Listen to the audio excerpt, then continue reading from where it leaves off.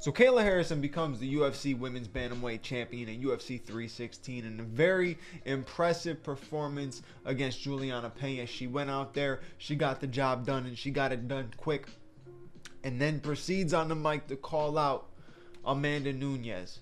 And it looks like Amanda Nunes is coming out of retirement. So we got to talk about this. We got to get into this.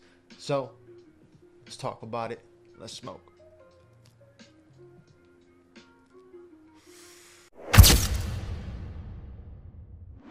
All right, so obviously Kayla Harrison, fantastic performance. She went out there, got the job done against Juliana Pena in classic Kayla Harrison fashion against all the so-called tomato cans that she fought at PFL, and I agreed with that. But it doesn't matter now. You know what I'm saying? It doesn't matter now who you got all the way. She's there now. She is the champion, and let's be real. That division is not an exciting division. So you need something to spark up that division a little bit. Kayla Harrison winning the belt is a huge thing to spark up that division. Not only that, she called out Amanda Nunes, and Amanda has been looking to come back to get out of retirement, come back to fight and do it all again. She got the GOAT status for a reason, right? It's clear as day that she is the women's GOAT. But could you imagine if she comes back and she gets another win and then against somebody with the likes of Kayla Harrison? That's top tier. That's top tier, and it'd be a sick way to come back and retire again. I know a lot of former champions like to do that, but here's my thing on this. Here's my whole take on this. Anytime a former champion, top tier champion, decides to retire on top, I don't understand why when they retire on top, they still get that itch. Like they got to come back and do something. You have nothing left to prove. You have no reason to come back. I understand Kayla Harrison is a big name. It's a fun fight. She called you out, everything like that. So it makes sense, right? It's cool, but you have no reason to actually come back and do this fight. You know, to win the belt back that you already have carried, you basically relinquished because you've beaten everybody. You know what I mean? And I get that Kayla Harrison, she's the new challenge. So it's understandable. But I hate when fighters do this. Because a lot of not everybody can come back and do what GSP did. GSP was smart. Came back, fought Michael Bisping.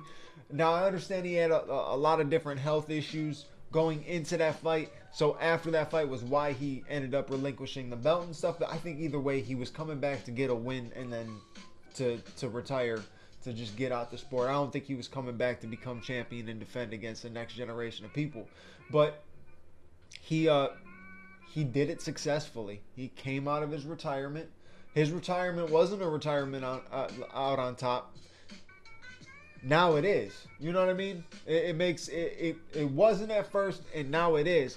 For Amanda, she don't have to come back. She don't have to do this. It is huge if she gets it done.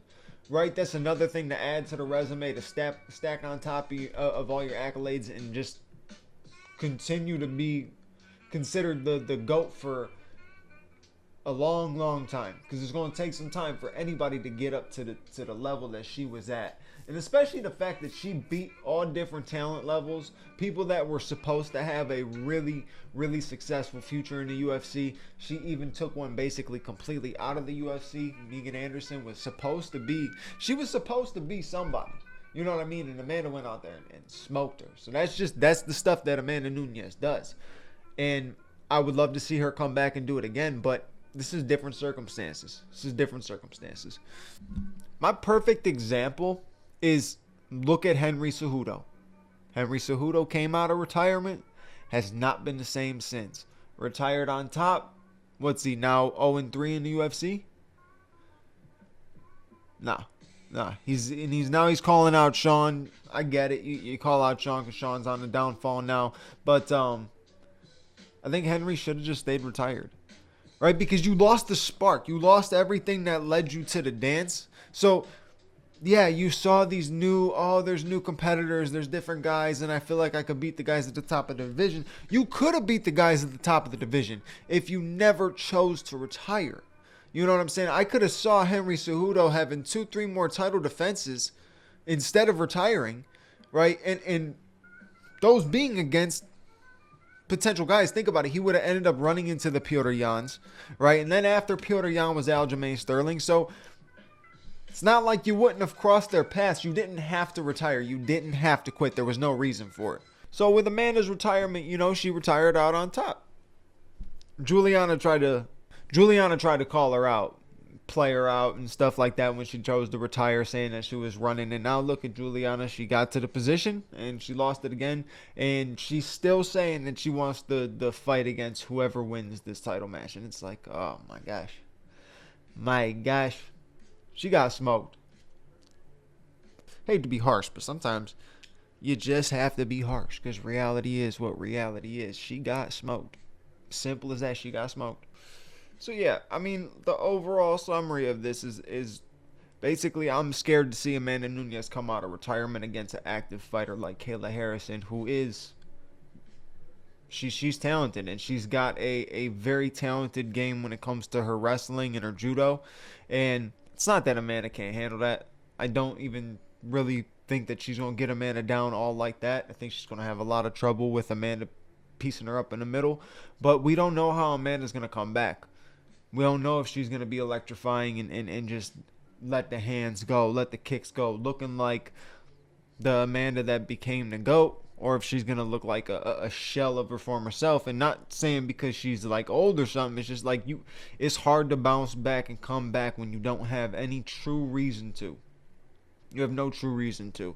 She doesn't have to do this, but like I said, if she comes back and gets the win, that's huge. That's huge. I don't know if I could see Amanda defending and staying to be champion again. I could see her winning it against Kayla and just riding off into the sunset, and then Juliana sitting in the back saying that she ran from her again. It's like, okay, stop.